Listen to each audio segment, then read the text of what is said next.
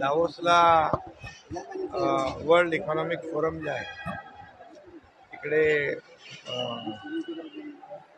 उद्या आणि परवा 3 दिवसाचा दौरा आहे आणि खऱ्या अर्थाने महाराष्ट्रामध्ये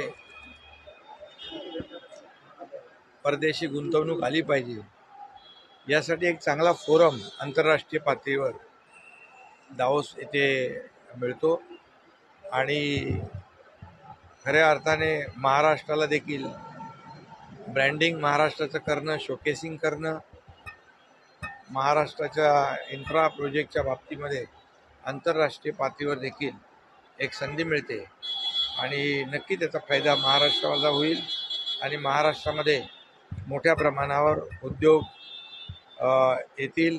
खरं म्हणजे आता सद्य परिस्थितीमध्ये महाराष्ट्राकडे एक वेगळ्या अपेक्षेने जगभरातले लोक पाहतात आणि महाराष्ट्रात गुंतवणूक करण्यास देखील मोठ्या प्रमाणावर परदेशी कंपन्या आग्रही आहेत, इच्छुक आहेत. त्यामुळे मोठ्या प्रमाणावर MOUs होतील आणि खऱ्या अर्थाने जे MOUs होतील ते मोठ्या प्रमाणावर त्याचं कन्व्हर्जन होईल, एक्झिक्युशन होईल. मागच्या वर्षी 1,37,000 कोटीचं MOU झाले आणि जवळपास 76% MOUचं एक्झिक्युशन झालं, कन्व्हर्जन झालं आणि त्यामुळे याही वर्षी गेल्या वर्षापेक्षा मोठ्या प्रमाणामध्ये जास्तीची गुंतवणूक महाराष्ट्रामध्ये येईल आणि फक्त प्रमुख शहरं नाही तर अगदी ग्रामीण भागापर्यंत देखील हे उद्योजक आले पाहिजे, उद्योग वाढीस लागले पाहिजे. ग्रामीण भागाला देखील तिकडच्या अर्थव्यवस्थेला चालना मिळाली पाहिजे असा देखील आमचा प्रयत्न आहे.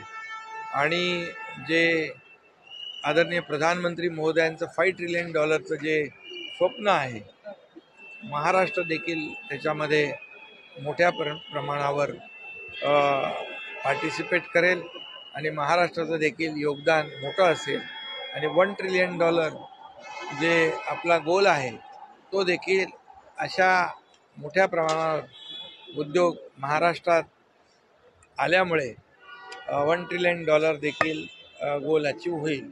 खऱ्या अर्थाने महाराष्ट्र आता एक इंडस्ट्रीचं फेवरेट डेस्टिनेशन झालेलं आहे, कारण महाराष्ट्रामध्ये चांगलं पोटेन्शियल आहे, इन्फ्रास्ट्रक्चर आहे, चांगली कनेक्टिव्हिटी आहे, स्किल्ड मॅनपॉवर आहे.